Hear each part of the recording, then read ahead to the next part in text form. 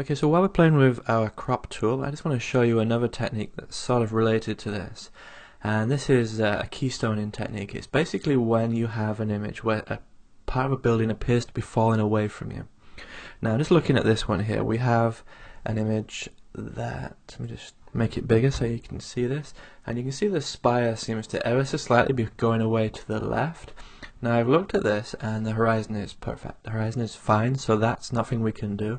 We're not going to start messing around with that. But there is another little technique we can use. So I'm going to just bring my palettes back out again. And this is our background layer that's opened up. Control 0 brings it so I can see everything that's going on.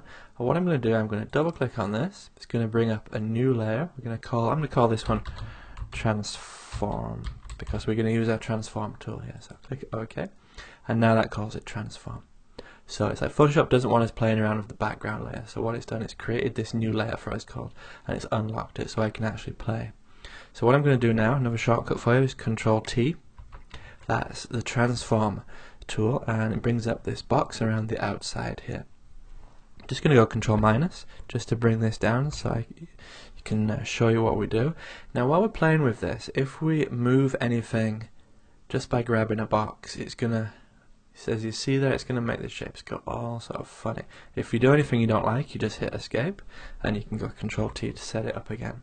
If you hold the shift key down when you're doing this, it doesn't matter where you move your mouse, but it stays in proportion. It constrains the image, so you can actually make things bigger or smaller within your background there. But what I'm going to do, I'm going to hold the Control key down. Control T does something completely different.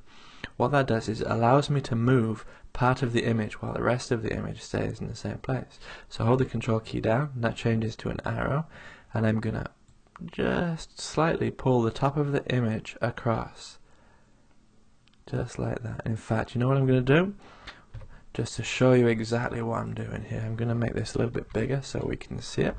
Control T again, and then hold down the Control key and just drag the top across. And as you can see, the tower now is sort of leaning perfect. That's a lot more straight there, so I'm just only needed a little tweak. Click enter. You do it too much and people are going to notice what's going on. So there you go. That's just a technique that we have that will make your tower, make your buildings that are falling away just look vertical again. And as you can see, if we look close up, you can't really see that we did anything. I mean, this was taken quite away from the actual hotel, the hall there, but that's actually how we use a keystoning technique and actually use our free transform to straighten things up again.